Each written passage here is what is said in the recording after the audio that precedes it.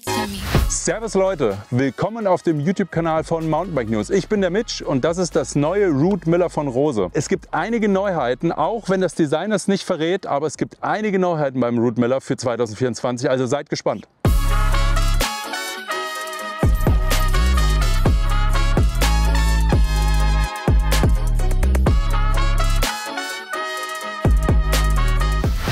Wir haben, wie ihr sehen könnt, die absolute Endstufenausstattung. Das ist das Root Miller 4. Es gibt jetzt 4 Ausstattungsvarianten, vorher gab es nur 3.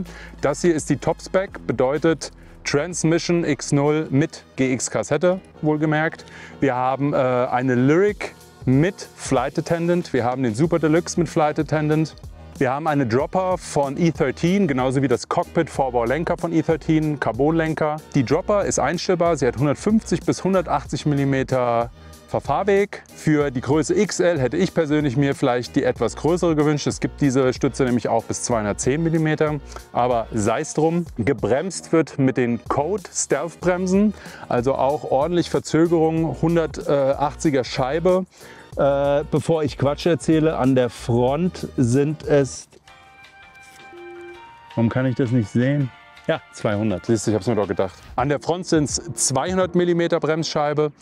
Genau, also ausreichend Verzögerung auf jeden Fall für dieses Fahrrad. Eine weitere Neuerung sind 160 mm an der Front, nicht wie zuvor 150, also wir haben 160, 150 am Heck.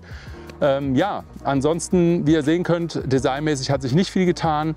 Dafür bei der Geometrie. Hier wurde ordentlich angepackt. Wir haben das Ganze ein bisschen modernisiert, können wir sagen. Also wir haben jetzt kein 66er Lenkwinkel mehr, wie beim vorherigen Modell. Wir haben jetzt 64 Grad Lenkwinkel, also ziemlich modern, aggressiv für ein Trailbike. Und wir haben in jeder Größe 15 mm mehr Reach. Also das ist jetzt ein XL-Testbike und kommt bei 510 mm Reach raus. Der Stackwert hat sich leider gar nicht verändert. Das wäre mir ein bisschen entgegengekommen. Bisschen mehr Stack, bisschen mehr Höhe vorne. Der liegt immer noch irgendwo bei 620, 630. Ich habe es gerade gar nicht im Kopf. Solche Details könnt ihr natürlich auch alle in unserem Artikel dazu nachlesen. Kenner unter euch werden es wahrscheinlich schon direkt entdeckt haben. Hier sind keinerlei Öffnungen mehr am Rahmen. Das heißt, alle Kabel und Leitungen verlaufen durch den Rahmen. Das heißt, die werden hier in den Acros-Steuersatz eingeführt und kommen dann weiter hinten wieder raus aus dem Rahmen. Also es gibt leider keine Möglichkeit, normales Kabelrouting zu machen durch den Rahmen. Aber ja, die Acros-Lösung ist auf jeden Fall schick. Ist natürlich Geschmackssache und ich kann nur sagen, also hier an dem Fahrrad hat es mich bisher nicht gestört. Ich hatte jetzt 2 Tage Zeit, das Fahrrad hier auf Herz und Nieren zu prüfen, auf meinen Home Trails, und es hat weder gerattert noch irgendwelche anderen Probleme gemacht, also von daher passt es erstmal für mich. Mein Testbike, das Root Miller 4, ist natürlich High-End-Ausstattung, also volle Bude von vorne bis hinten. Für 4.999 €, was grundsätzlich eine hervorragende Preis-Leistung ist, würde ich behaupten. Für mich persönlich macht aber die Ausstattungsvariante 2 am meisten Sinn. Die Ausstattungsvariante 2 liegt bei 2.699 €, hat dafür schon ein RockShox Select Plus Fahrwerk, hat SLX Bremsen etc. pp. Also eigentlich völlig ausreichend für jeden, der gerade anfängt oder auch schon fortgeschrittener ist am Trail. Richtig geile Bude für 2.699 €. Gestartet wird beim Root Miller 1, das gibt es schon ab 2.199 €. Hier sind natürlich ein bisschen günstigere Parts verbaut, jetzt, gerade was die Fehlerelemente angeht.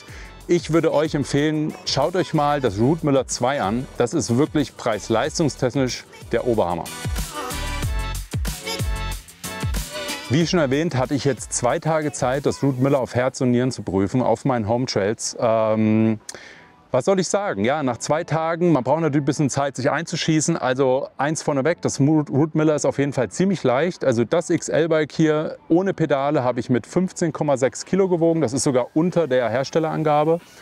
Und dafür, dass es Flight Attendant verbaut hat und ich glaube eher eine bisschen schwerere Sattelstütze, ist das absolut gut für einen Aluminiumrahmen.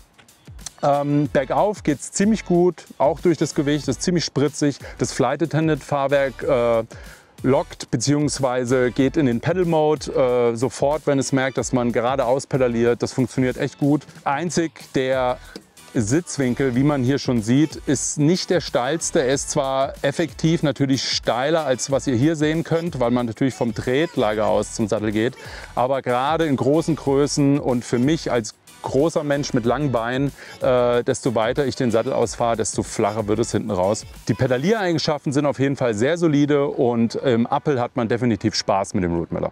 So, kommen wir zur wichtigsten Rubrik, nämlich wie fährt sich das Fahrrad bergab? Ich muss sagen, es fährt sich absolut solide. Ich brauchte ein bisschen Zeit, um mich an das Flight Attendant Fahrwerk zu gewöhnen, beziehungsweise die Einstellungen so zu wählen, dass es für mich gut funktioniert. Ich hatte am Anfang ein bisschen zu überdämpftes Gefühl, aber grundsätzlich funktioniert es 1A, sobald man sich da ein bisschen reingefuchst hat. Ja, der 64er Lenkwinkel funktioniert auf jeden Fall. Also man spürt, dass gerade im Vergleich zum vorherigen Root Miller mit 66 Grad Lenkwinkel sich einiges getan hat. Man kann aggressiver in steilere Segmente pushen, man kann ordentlich in Kurven hämmern und man hat nicht das Gefühl, dass das Vorderrad irgendwie einknicken will, was teilweise mit bisschen steileren Lenkwinkeln der Fall sein kann. Einzig für mich ein kleiner Nachteil ist die relativ niedrige Front. Wie ihr seht, ich habe schon alle Spacer drunter gepackt. Hier würde ich, wenn ich das Fahrrad länger fahren würde, auf jeden Fall auf dem Riser-Bar setzen mit mehr Rise, oder ich würde sogar versuchen, hier einen neuen Gabelschaft zu montieren, damit ich einfach noch mal ein bisschen höher komme. Das ist, würde ich sagen, der einzige wirkliche Kritikpunkt am Root Miller. Das ist mir vorne etwas zu flaches. Ansonsten absolut solide Fahreigenschaften bergab. Die Kettenstreben mit etwas über 440 mm geben auch genug Stabilität für das Trailbike. Die 160 mm an der Front kombiniert mit den 150 mm am Heck funktionieren 1A, gerade hier auf, sag ich mal, mitteldeutschem Gelände mit mittelmäßig steilen und auch viel flowigen Abschnitten auf den Trails. Also absolut effizient und spaßig zu fahren hier.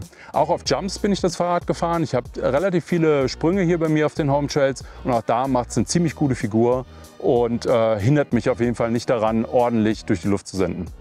Die montierten Reifen, in dem Fall Goodyear Newton, sind auf jeden Fall tipptopp. Wir kennen die ja schon aus unserem Vergleichstest in Südfrankreich.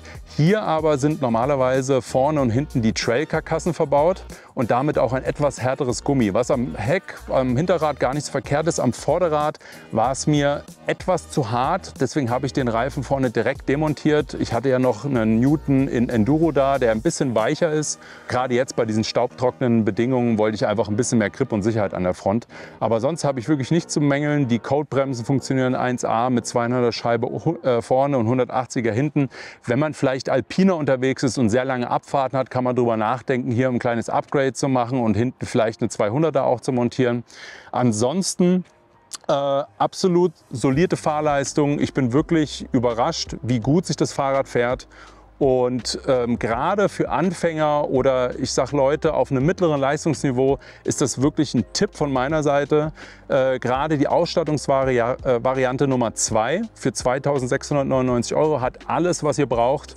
Und ich glaube, so viel Fahrrad für so wenig Geld gibt es heute auch nur noch selten am Markt.